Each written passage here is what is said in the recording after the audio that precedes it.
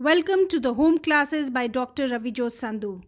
Tip of the day is be confident in yourself, stand tall. And what does honeybee teach you? Work hard and dream big. Nothing worth having comes easy. So बच्चों खूब मेहनत करो and be confident. Success will be yours. In this video today we shall study about the topic respiration of the chapter Life Processes of class 10th Biology. We will deal with concept of breathing and cellular respiration. After watching this video, certain learning outcomes will be achieved. The learner differentiates between breathing and respiration and also between aerobic and anaerobic respiration. The learner explains how exchange of gases takes place in plants during respiration at night and also draws flow chart of breakdown of glucose by various pathways. Bachcho, a common man understanding of respiration is intake of oxygen, that is air, and release of carbon dioxide, which in fact is a kind of gaseous exchange. Now the scientific meaning of respiration is a complex process. So actual respiration में gaseous exchange होता है जहाँ पे oxygen जो है वो atmosphere से हमारे नॉस्ट्रल से अंदर जाती है लंग्स के towards and release of carbon dioxide होता है. And next important step is break down of simple food. So जो खाना है वो ब्रेक डाउन होता है and that releases energy inside the cells. So the two separate processes जो है हम बोल सकते हैं कि एक है ब्रीदिंग और दूसरा है cellular respiration. The food which we eat that is digested and assimilated in the digestive system. अब आपको पता है कि ये जो खाना जब एंटर करता है तो जो पचने के बाद जो assimilated food है that enters blood capillaries in the form of soluble molecules. Now these molecules, if you remember in the last video we studied human digestive system वाले वीडियो में that carbohydrate breaks down into glucose and proteins break down into amino acids and fats break down into fatty acids and glycerol.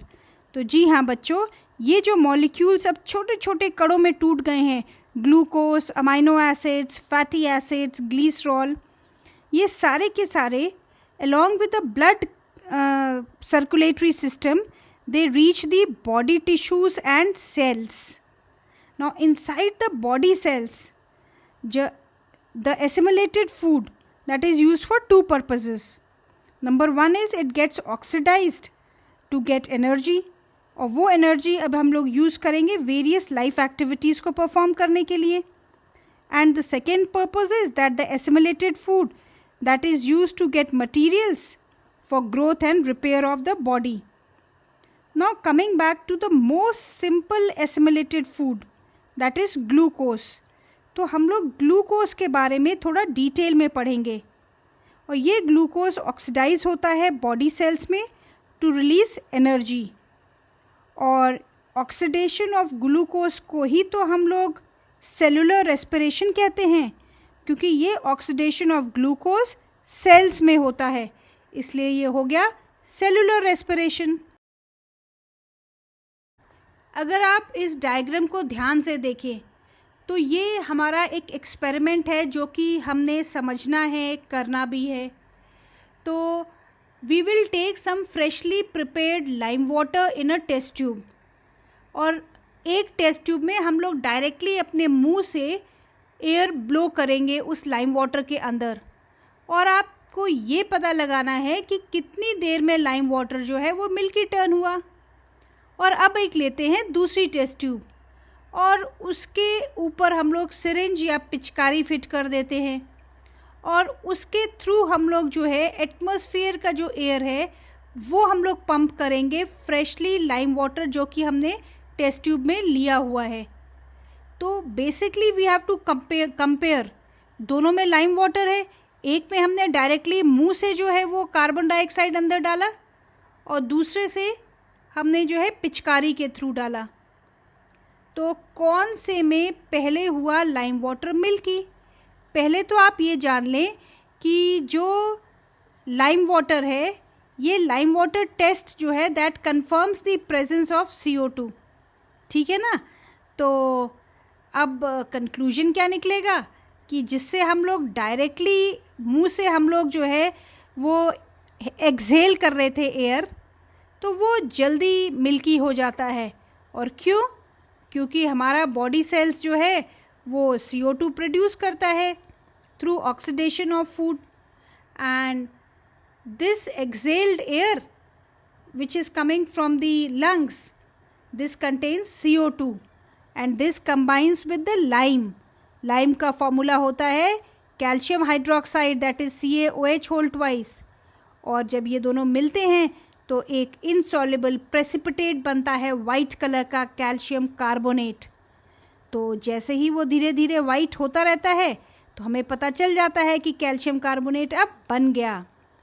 लेकिन जो second case था जिसमें हमने syringe या पिचकारी से एटमॉस्फेरिक एयर अंदर पुश करने की कोशिश की थी, तो वो बहुत ही देर में और मुश्किल से जो है वो हल्का हल्का सा वाइट होता है, क्योंकि एटमॉस्फेयर में as compare to our mouth the amount of CO2 is very less. Now coming to the next activity 6.5 of NCERT textbook, बच्चों इसमें भी आपने जो है टेस्ट करना है कार्बन डाइऑक्साइड की प्रेजेंस को। तो आपको ये जानना ज़रूरी है कि जो ईस्ट क्या है। तो चलो इसको एक्सपेरिमेंट द्वारा समझते हैं। हम लोग लेंगे थोड़ा सा फ्रेश जूस या sugar solution in a test tube और उसमें थोड़ी सी ईस्ट डाल देंगे और उसको हम लोग एक 1 होल्ड कॉर्क से अच्छे से फिट करके और एक बेंट ग्लास ट्यूब लगा देंगे, जैसे कि डायग्राम में आप देख रहे हैं। और जो उसका फ्री एंड है ग्लास ट्यूब का, उसको दूसरी टेस्ट ट्यूब में डाल दीजिए और उसमें हमने डाला हुआ है फ्रेशली प्रिपेयर्ड लाइम वाटर। तो आप देखो धीरे धीरे क्या ऑब्जर्व करते हो कि ईस्ट जो है दैट लिव्स ऑन फूड। तो वो जैसे जैसे धीरे धीरे ये जो शुगर या फ्रेश जूस लिया है वो ब्रेक डाउन करता है उस मटेरियल को and it starts releasing CO2। और ये जो CO2 धीरे धीरे बनती है ईस्ट जो है जब वो खाने पे अटैक करता है, that process is called fermentation. तो when this air passes through the bent tube, so that will obviously turn lime water milky. तो आपको बेसिकली ये एक्सपेरिमेंट इसलिए यहाँ पे दिखाया जा रहा है ताकि आपको ये पता चल जाए कि ईस्ट जो है वो फर्मेंटेशन करने के बाद CO2 रिलीज़ कर रही है। जैसे ह्यूमन बीइंग्स जो हैं they also give out carbon dioxide. तो ये याद रखिएगा आप। और आप पिज़्ज़ा या ब्रेड बहुत ज़्यादा मत खाया करो, लेकिन हाँ उसके पीछे का प्रोसेस ज़रूर जान लो कि उसका जो डो बनता है वो भी जो है कैसे फूला, क्योंकि उसमें थोड़ा सा ईस्ट पाउडर मिक्स कर देते हैं और धीरे धीरे जो CO2 निकलती है तो that raises the dough and makes it very spongy. जैसे कि हमने वीडियो के शुरू में पढ़ा था कि जो साइंटिफिक मीनिंग ऑफ रेस्पिरेशन क्या है, तो एक उसमें स्टेप होता है गैशियस एक्सचेंज का, जहाँ पे इनटेक ऑफ ऑक्सीजन हो रहा है एटमॉस्फेयर से एंड रिलीज ऑफ CO2 हो रही है। And second is break down of simple food, तो उससे जो है एनर्जी रिलीज होती है। अब हम लोग थोड़ा सा डिटेल में समझते हैं व्हाट इज़ सेलुलर रेस्पिरेशन। तो बच्चों जो हमने खाना खाया वो हमारे सेल्स में जो है वो एनर्जी प्रोड्यूस करेगा। और एग्जाम्पल के तौर पे हम ग्लूकोज को लेके चलते हैं। So glucose is oxidised in the body. तो सेल्स जो है हमारे बॉडी सेल्स, वहाँ पे ये ऑक्सीडाइज होता है और एनर्जी रिलीज़ करता है। और वही एनर्जी तो हम वेरियस लाइफ प्रोसेसेस में जो है करने के काम में लाते हैं। और ये भी आप ध्यान रखिएगा दैट डिफरेंट ऑर्गेनिजम्स जो हैं वो ग्लूकोज को डिफरेंट तरीके से जो है वो ब्रेक डाउन करता है। कईयों को ऑक्सीजन चाहिए, जैसे एनिमल्स हैं, हम ह्यूमंस भी हैं, और कईयों को ऑक्सीजन नहीं चाहिए, जो कि ईस्ट में आप एग्जाम्पल में देखोगे आगे। तो चलिए थोड़ा सा हम डिटेल में पढ़ते हैं। ग्लूकोज मॉलिक्यूल आप लोगों को पता है कि ये 6 कार्बन वाला मॉलिक्यूल है, C6H12O6।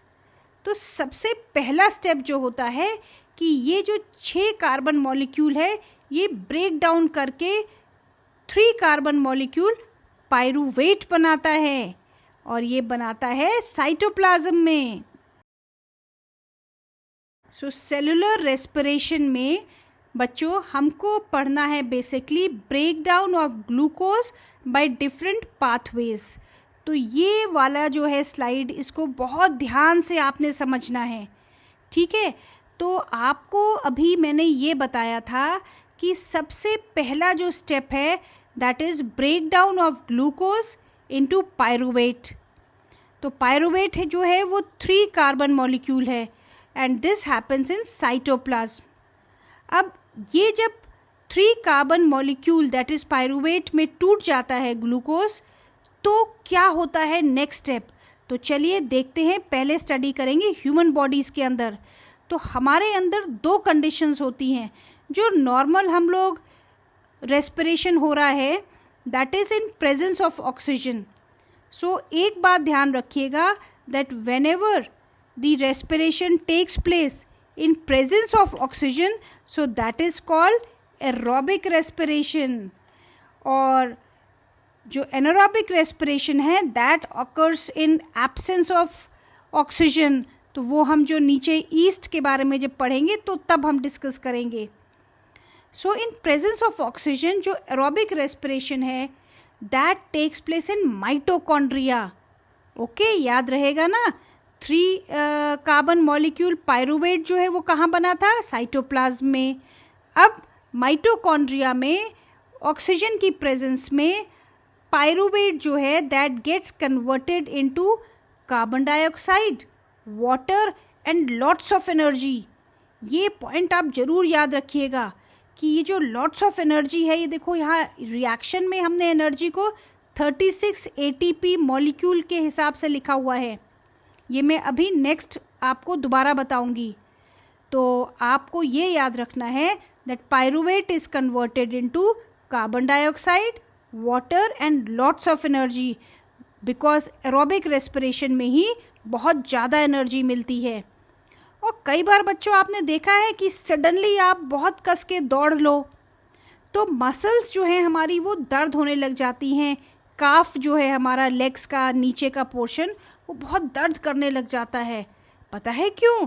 क्योंकि उसमें लैक्टिक एसिड जमा हो जाता है, और जब हम बहुत कस के दौड़ते हैं ना तो हमें चाहिए होता है ज़्यादा ऑक्सीजन, और वो ऑक्सीजन जो है नॉर्मल जो माइटोकॉन्ड्रिया में प्रोसेस हो रहा है उससे पूर्ति नहीं होती। तो अब क्या होता है, एब्सेंस ऑफ ऑक्सीजन में भी हमारी बॉडी में जो मसल्स हैं वो रेस्पिरेशन कर लेती हैं, और क्योंकि वो एब्सेंस ऑफ ऑक्सीजन में हो रहा है तो that is called anaerobic respiration. तो ये याद रखिएगा that in muscle cells pyruvate breaks into lactic acid and energy, and the buildup of this lactic acid in our muscles during sudden activity causes cramps। तो इसीलिए जब आप खूब कस के दौड़ते हो तो आपके फिज़िकल एजुकेशन टीचर बोलते होंगे कि आप कूल डाउन कर लीजिए ताकि ये जो लैक्टिक एसिड जमा हुआ है ये धीरे धीरे डिस्ट्रीब्यूट हो जाए और आपको दर्द ना हो लेग्स में। ओके, तो अब चलते हैं आगे, ईस्ट के बारे में पढ़ते हैं। तो जैसे कि आपने एक्टिविटी में देखा था, ईस्ट में during fermentation absence of oxygen में एनारोबिक रेस्पिरेशन होता है और pyruvate gets converted into ethanol, carbon dioxide and energy. ATP, that is adenosine triphosphate, that is energy currency for most cellular processes। ये आपने 9th में भी पढ़ा था, याद आया आप लोगों को? And the energy release during the process of respiration, जो हमने अभी प्रीवियस रिएक्शंस में देखा है कि एरोबिक रेस्पिरेशन में ज़्यादा एनर्जी रिलीज़ होती है और एनारोबिक में थोड़ी कम एनर्जी रिलीज़ होती है। तो वो जो एनर्जी है which is release during the process of respiration, that is use to make an ATP molecule. और ये जो ATP मॉलिक्यूल है that is broken down, giving rise to fixed amount of energy which can drive the endothermic reactions taking place in the cell. तो जो भी sales में endothermic reactions हो रही होती हैं वो इस ATP की मदद से होती हैं। और बच्चों, इसको और थोड़ा अगर आप समझना चाहें तो देखिए, यह सोचिए कि कैसे जो आपकी बैटरी होती है that can provide energy for many different kind of uses. It can be use to obtain mechanical energy, light energy, electrical energy and so on. उसी तरीके से ATP का भी इस्तेमाल होता है in the cells, either for the contraction of muscles, या protein synthesis के लिए, या कंडक्शन ऑफ नर्वस इम्पल्सेस के लिए, एंड मैनी अदर एक्टिविटीज़। तो बच्चों, जो आपने अभी समझा break down of glucose by different pathways, इसको और आसानी से समझने के लिए ये मैंने फ्लो चार्ट बना दिया है। तो आप देख रहे हैं ग्लूकोज जो कि 6 कार्बन मॉलिक्यूल है, इन साइटोप्लाज्म एरो बना के पायरुवेट बना।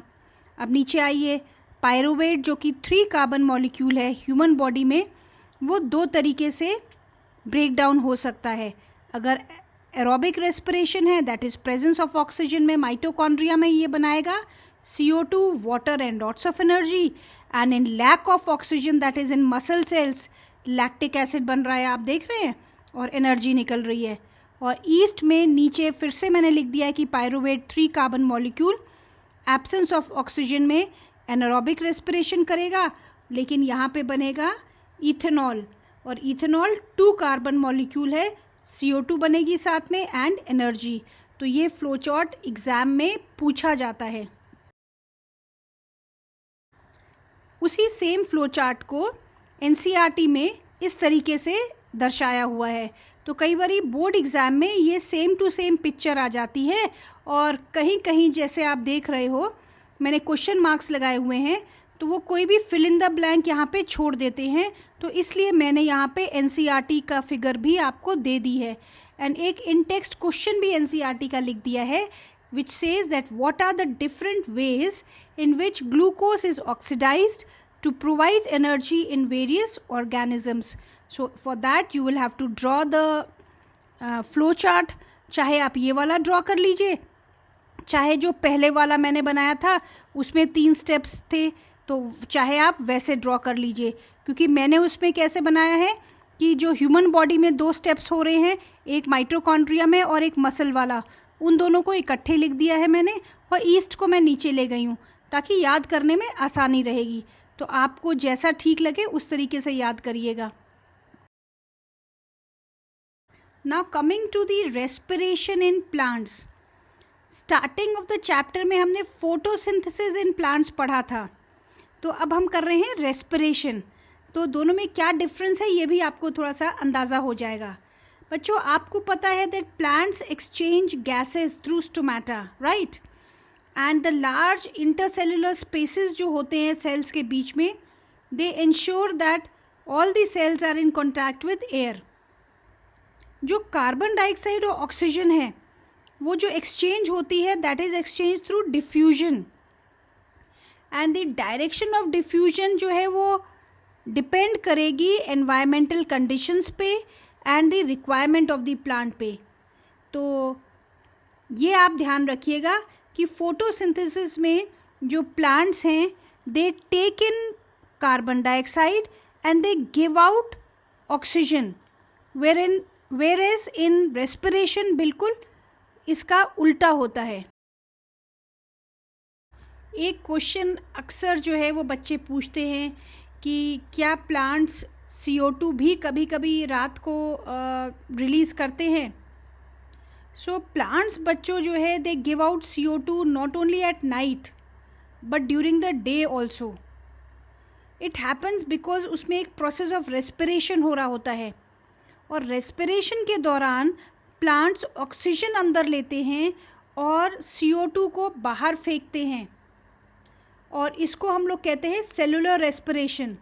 तो आप देख रहे हैं ग्रीन बॉक्स में मैंने लिखा भी है कि at night when there is no photosynthesis occurring, there is no sunlight, no photosynthesis, so CO2 elimination, that means CO2 का बाहर निकलना is a major exchange activity going on. Okay, children? And as soon as the sun rises, so another process starts, that is photosynthesis. And in photosynthesis, carbon dioxide is taken in and oxygen is given out. तो यहाँ पे oxygen release जो है वो major event हो जाता है photosynthesis में दिन के टाइम पे जब सूरज होता है, और दोनों की आपको रिएक्शंस जो है वो भी लिखनी आनी चाहिए।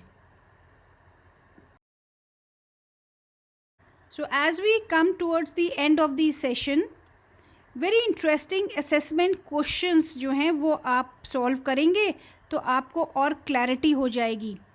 तो पहला वाला आपको ढूंढना है that which of the following is most appropriate for aerobic respiration. तो एरोबिक रेस्पिरेशन में जैसे आप देख रहे हैं कि ग्लूकोज जो है वो पायरूवेट बनाता है, तो क्या वो खाली पायरूवेट 3 कार्बन मॉलिक्यूल बनाता है या साथ में एनर्जी भी बनाता है, और ये कहाँ पे हो रहा है, साइटोप्लाज्म में या माइटोकॉन्ड्रिया में? तो वो आप ध्यान से सोचिए और देखिए कि आगे पायरूवेट जो है वो जब ब्रेक डाउन करता है तो कहाँ करेगा और क्या क्या बनाएगा। सो फटाफट इसका आंसर जो है आप लिख लीजिए। अब देखिए second MCQ is asking you when air is blown from mouth into a test tube containing lime water. तो लाइम वाटर मिल्की टर्न हो जाता है, लेकिन किस वजह से होता है वो आपको ABCD में से आंसर ढूंढ निकालना है। और third MCQ correct sequence of anaerobic reaction in east वो पूछ रहा है। तो ये 4 आपको ऑप्शंस दिए हुए हैं, जो ठीक है ध्यान से सोच के वो आप आंसर लिख दीजिए। Fourth question is asking during respiration at night in plants the major activity going on is CO2 elimination, oxygen elimination, CO2 intake या both intake of CO2 and oxygen. So choose the correct option. And the fifth MCQ is the breakdown of pyruvate to give carbon dioxide, water and energy takes place in which of the following? They have given you the cell organelles, you have to choose. This question is from the out text of NCERT. और अब नीचे अगर आप देख रहे हैं सो brown colour में मैंने लिखा हुआ है answers to the MCQs in the video of human digestive system. तो अगर आपने वो वहाँ पे MCQ सॉल्व कर लिए हैं तो अपने आंसर्स यहाँ से टैली कर लीजिए। So happy biology learning till we meet again in the next video.